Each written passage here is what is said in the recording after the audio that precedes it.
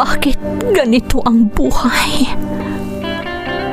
Patong-patong ang suliranin. Bakit kahit anong aking gawin, di ko mahagilap ang solusyon? Bakit napakadilim ng mundo para sa akin? Kailan sisikat ang araw upang lumiwanag ang daang aking tinatahak? Upang lumiwanag ang aking mundo? Bakit napakailap sa akin ng magandang kapalaran? Napipili ba ang dapat mabuhay ng matiwasay? Ang dapat lumigaya? Tao rin ako. Ngunit bakit ako naisasantabi? Bakit?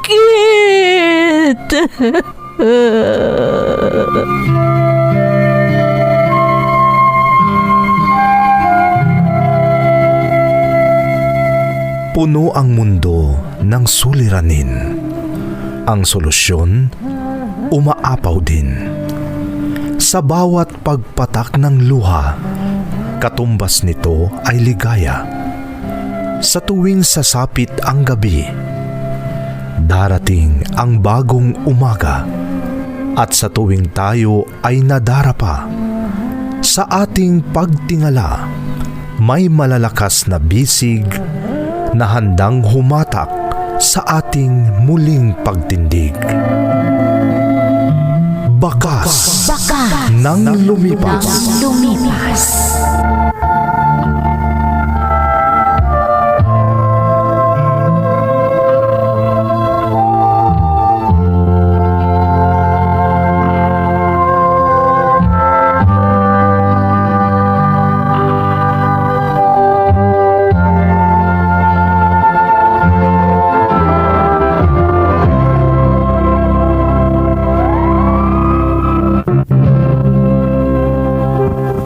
Don't forget to like and share and subscribe to this YouTube channel and hit the bell button.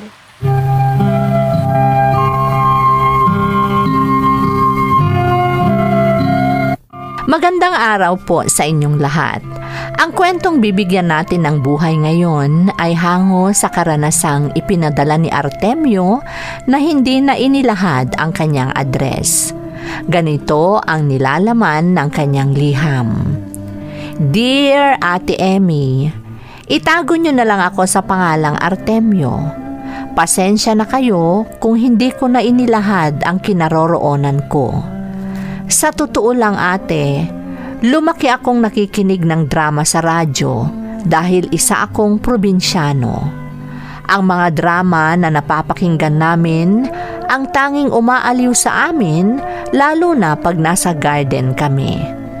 Aminado akong hanggang ngayon na isa na akong ganap na alipin ng Diyos, ay naaaliw pa rin akong makinig ng drama at isa ito sa mga YouTube channels na pinapakinggan ko. Siguro hindi mo ako kilala ng personal, ate, pero ikaw, nakita na kita. Sana ay mabigyan din ng pagkakataong maisadula itong ipinadala kong kwento sa inyong programa.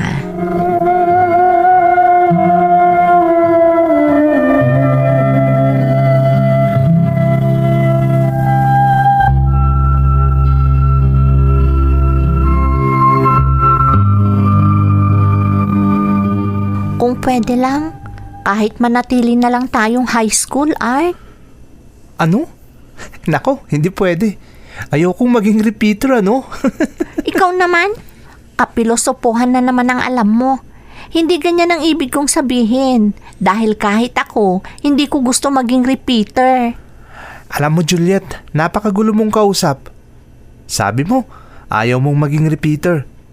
Pero sabi mo kanina, mas gugustuhin mong manatili na lang sa high school. Ay, Oh, tapos ngayon, nagbuntong hininga ka. Talagang hindi kita maintindihan. matanong nga kita, Art. Gusto mo bang magkalayo tayo? Ha? Siyempre hindi. Ayokong malayo sa'yo, Juliet. Yun na nga. Tapos, pipilosopohin mo pa ako. Ano pa talagang ibig mong sabihin? Linawin mo kasi.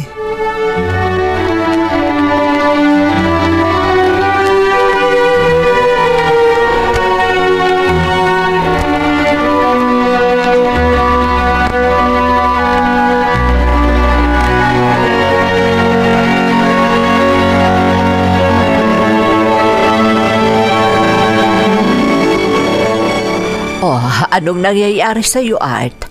Gabi na pero hindi ka pa natutulog. Ay, Napakalalim namang buntong hininga yan. Bakit? Ano ba ang nangyayari sa'yo, anak? inay? Makakapagkolehiyo pa ba ako pagkatapos ko ng high school? Ha? Gusto ko pong malaman kung kaya niyo pa akong pag-aralin ng kolehiyo, inay. Sa totoo lang, anak, ngayong high school ka pa lang, hirap na akong pag-aralin ka. Inay? Alam mo naman kasi ang hirap ng buhay. Naubos lahat ang naipon natin nung nagkasakit ang tatay mo. Kaya pasensya ka na, anak. Baka hindi ka na makapagkolehiyo. Ha? Kasi ngayon pa lang, nahihirapan na talaga ako. Marami pa tayong hindi nababayarang utang dahil sa nangyari sa itay mo. Kaya pasensya ka na, Art, anak. Pasensya ka na.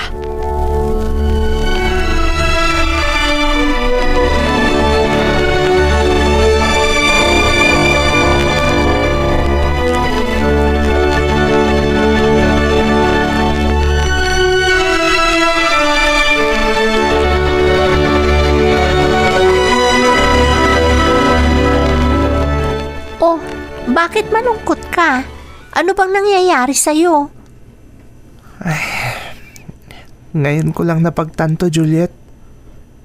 Totoo nga palang sinabi mo sa akin. Dapat manatili na lang tayong high school. Ha? Bakit? Anong nangyari? Baka hindi na ako makapag-aral sa kolehiyo. Ano? Kinausap na ako ni inay. Hindi na raw niya ako kayang pag-aralin pa sa kolehiyo. Dahil marami pa kaming dapat bayaran dahil sa nangyari sa itay ko. Art, Kaya pasensya ka na, Juliet. Hindi ko pala kayang tuparin ang pangako ko. Nasusundan kita kahit pa sa lungsod ka mag-aral. Batid ko kasi kahit na dito sa probinsya hindi ako makakapagkolehiyo. Kaya humihingi ako ng paumanhin, Juliet.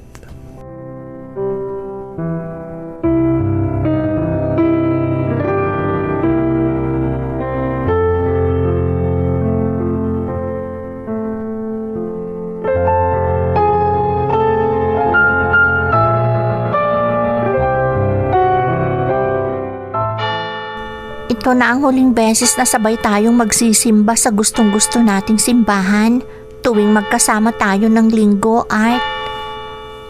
Oo nga, Juliet. Bukas, graduation na natin ng high school. Pagkatapos ng graduation, aalis na kami agad ni Daddy. Juliet, Pero huwag kang mag-alala, Art. Susubukan kitang sulatan. Juliet, baka hindi ko masagot ang mga sulat mo. Ano? Bakit, Art? Sa anong dahilan? Gusto ko kasing makipagsapalaran. Baka sakaling makapag-aral din ako ng kolehiyo. Naiintindihan ko yan, Art. Ang hindi ko lang maintindihan, bakit sinasabi mong baka hindi mo masagot ang mga sulat ko? Yan ang gusto kong maliwanagan.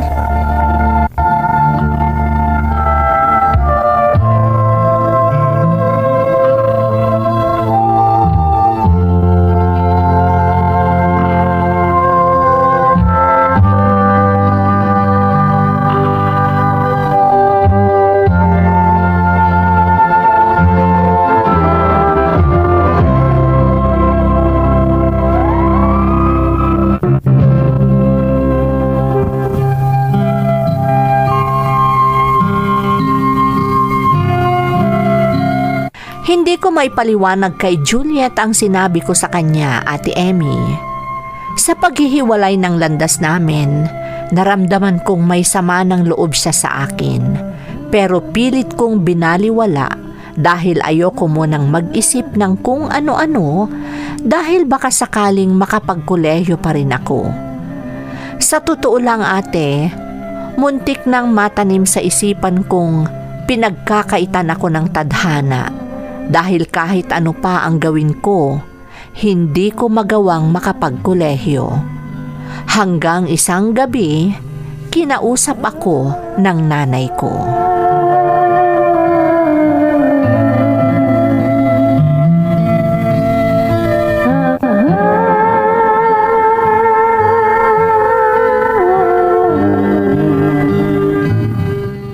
Anak, nakausap ko si Padre Jose. Ano pong sabi niya, Nay? Tinatanong niya kung gusto mong tumulong sa mga gawain sa simbahan. May sweldo ka, Ha? pero hindi naman ganun kalaki. Gusto ko po, Nay. Makakaipon pa rin po ako kahit papano. Kaya nga sabi ko sa kanya, kunin ka na niya. Hindi lang isa o dalawa ang hinahanap niya. Marami kayo, anak. Kung ganun ni Nay, pupunta ako kay Padre Jose ngayon din. Kakausapin ko siya para isa na ako sa mga kunin niya. Baka maunahan pa ako ng iba. Yan ang pinakamagandang bagay na magagawa mo, Art. Sige anak, magbihis ka na para makaalis ka na.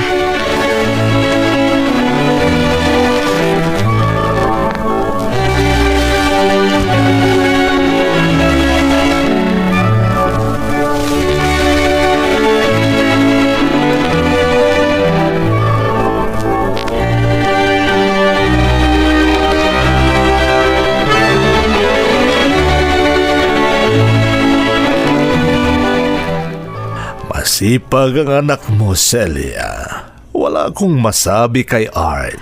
Talagang gustong-gusto niyang makapag-aral, Father. Napuna ko nga yan. Sa madalas naming pag-uusap dahil sa kanyang trabaho dito sa simbahan, napansin kong lagi niyang sinasabing gagamitin daw niya ang kanyang ipon para sa kanyang pag-aaral sa kolehiyo. Gusto kong tumulong sa anak ko, Padre. Pero marami pa kaming bayarin dahil sa mga utang namin noong nagkasakit ang asawa ko. Naiintindihan kita, Celia. Pero alam mo bang pwedeng mag-aral ng libre sa Artemio? Ha? Talaga po? Oo. Ang hindi lang ako sigurado kung gugustuhin niya ang kukunin niyang kurso. Hindi kasi siya pwedeng mamili. Padre.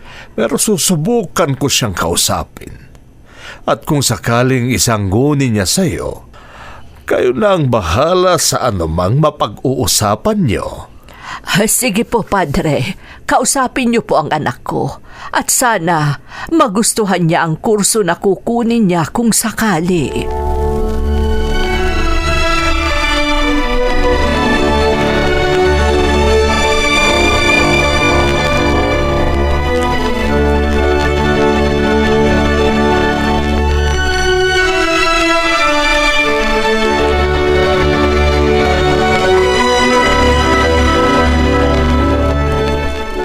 Hindi ko po maitatanggi ang kagalakang pinaglilingkuran kita, aking Panginoon.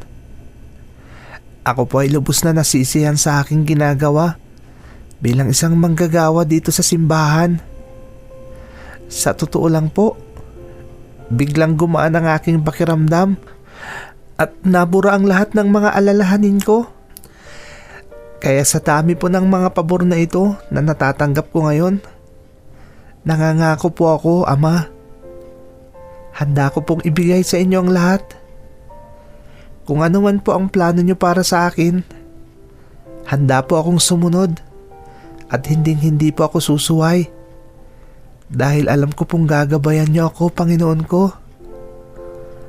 At lahat po ng biyayang natatanggap ko, lalong-lalo ng aking kalusugan, maging ng aking ina, handa ko rin pong ibahagi sa iba. Ito po ang aking dalangin. Sa ngalan ng Ama, ng Anak, at ng Espiritu Santo. Amen. Ayan, tapos na akong magdasal. Pupuntahan ko na si Father Jose. Gusto raw niya akong makausap. May importante raw siyang sasabihin sa akin.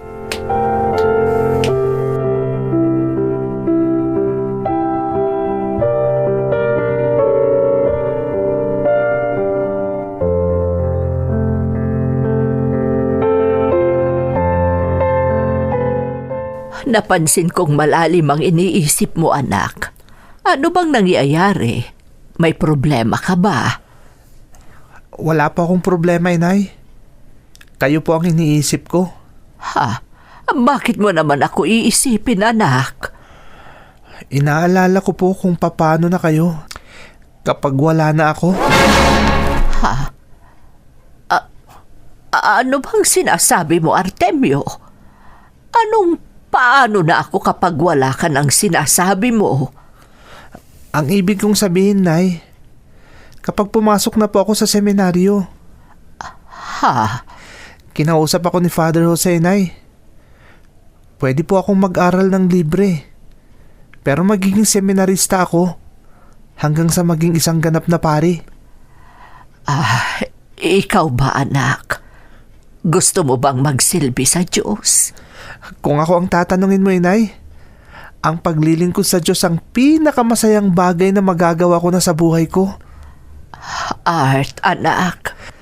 Kaya kung may papangako mo sa akin, Inay, na kaya mong mag-isa kahit wala ako, hihilingin ko sa iyo. Payagan mo akong pumasok sa seminaryo. Pakiusap, Inay.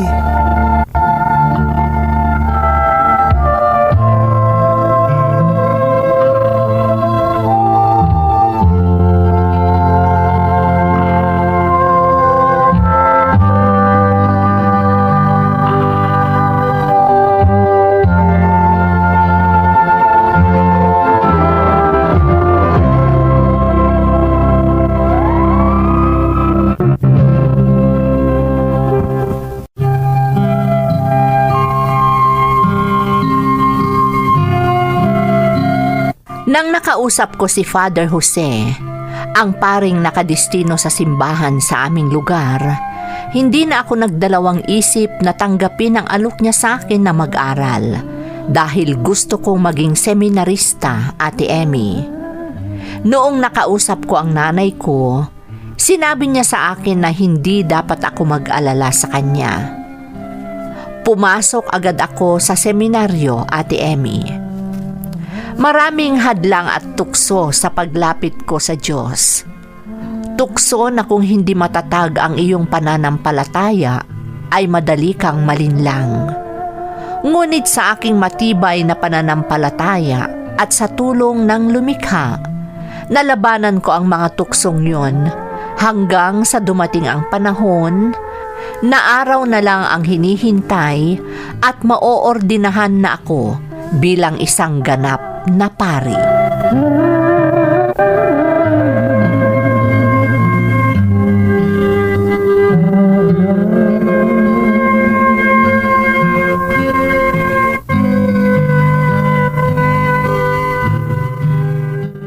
Masaya ako na nakamit mo na ang pangarap mo, Padre Artemio. Inay, pwede mo pa rin akong tawaging anak. Hindi ito bawal dahil ikaw naman ang nanay ko. Ang saya ko, anak. Hindi ko sukat akalaing ikaw na kaisa-isang alaala ko sa nasira mong ama ay magiging isang alagad ng Diyos. Inay, hindi pa po ako naoordinahan. Tandaan nyo yan. Pero sigurado na yan dahil hinihintay mo na lamang ang ordinasyon mo. At nagagalak ako, Inay. Dahil maoordinahan ako dito sa ating lugar. Hindi lang yan. Natupad pa ang lagi kong ipinapanalangin na sana sa parokya dito sa ating lugar ako unang maglilingkod bilang isang ganap na alagad ng Diyos. Marami pa rin sa ating mga kababayan ang hindi pa nakakaalam, Art. Siguradong magugulat sila Sigurado po yan, Nay. Pero naniniwala po ako na marami rin ang magiging masaya para sa akin. Talaga? Oo nga pala. Nakausap ko na ang mga kamag-anak ni Juliet. Dumating pala silang mag-ama dito sa Pilipinas, galing abroad, noong nakapagtapos ng kolehiyo si Juliet. Ganun po ba, Inay? Oo, anak. Sigurado akong magugulat si Juliet pag nalaman niyang nakatapos na rin ako ng pag-aaral.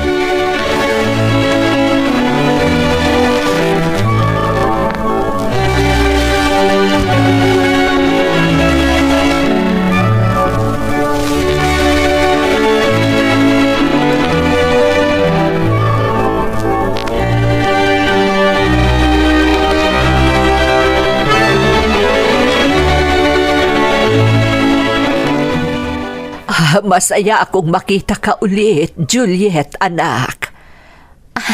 Ako rin po, Aling Celia. Si Art po. Nasa simbahan. Ha? Maaga po siyang nagsimba? Hindi man lang po ba kayo sinama? Ako na, anak. Pero hindi bale, Aling Celia. Sabay na po tayong magsimba. Buti na lang, pumunta ako dito sa bahay nyo. Magsisimba po ba kayo, Aling Celia? Oo, anak. Sige, sabay na tayong magsimba.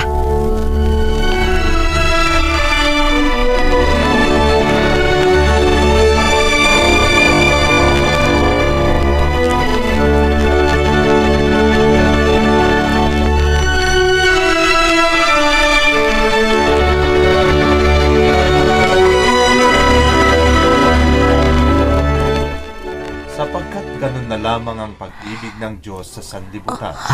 Juliet, Kaya niya anak. binigay ang kanyang bugtong Kanina anak ka pa lumuluha. upang ang sino mang Ano bang nangyayari sumampalataya sa'yo? sa kanya Aling ay hindi Celia. mapahamak, Anak, kundi hindi ka magkaroon dapat ng umiiyak buhay ng na walang ganyan. hanggan. Si Padre Artemio ay nagsesermon pa. Pasensya na po kayo, Aling Celia. Opo, ay hindi wag po kayo mapapatid. mag-alala. Susubukan kong Hindi makinig ito sa sermon niya. Kakausapin ko na lang siya pagkatapos ng misa. Nararapat din na ito ay ating suklian ng pagmamahal.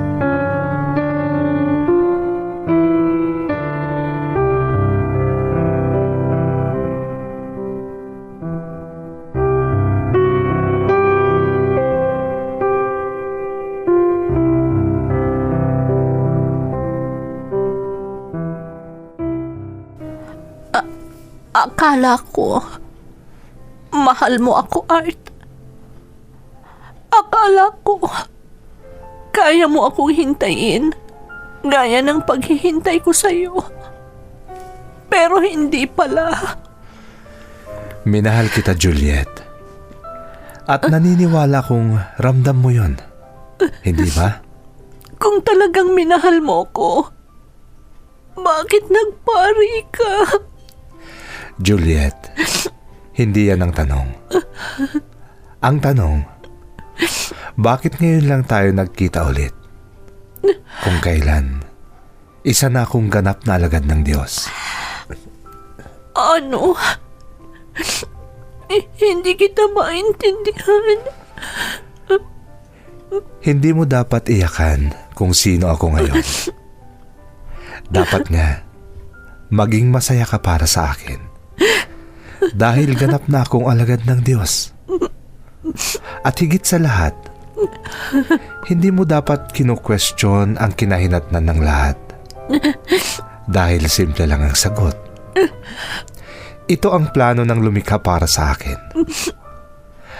Ang maging alagad niya. Dahil kung ano ako ngayon, tiyak na marami akong matutulungan para mapalapit sa kanya. Art. Kaya pakiusap, Juliet. Pawiin mo na ang iyong mga luha at tanggapin mo ng maluwag sa iyong puso na ako ay isa ng alagad ng Diyos.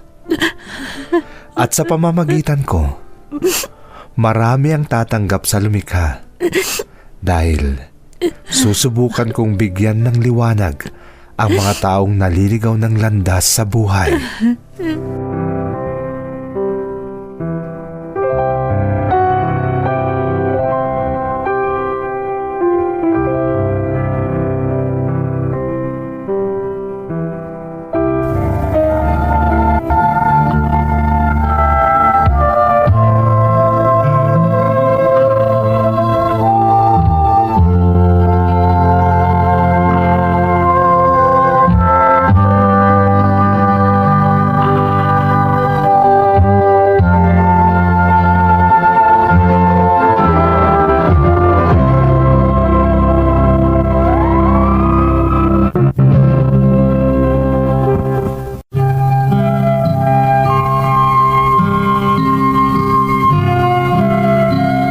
Matagal bago naka-move on si Juliet, Ate Emmy.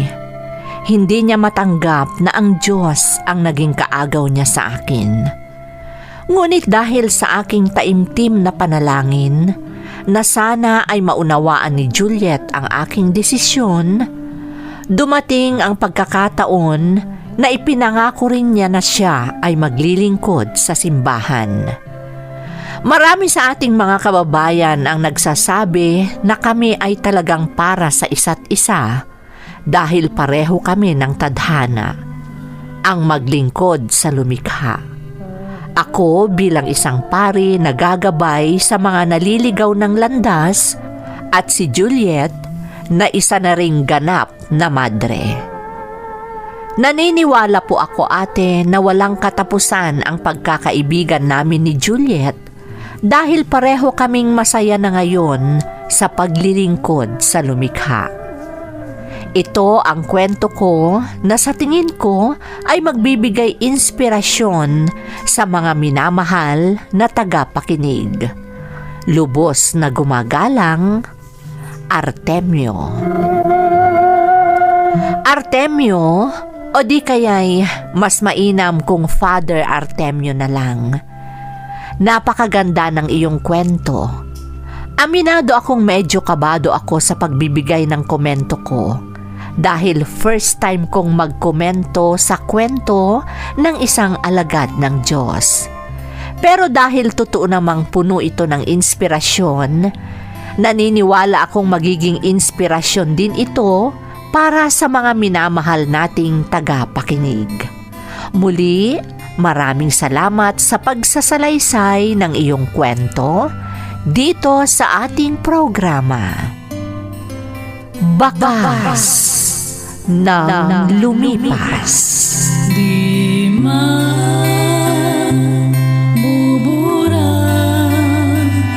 sa isipan ang mga pagsubok.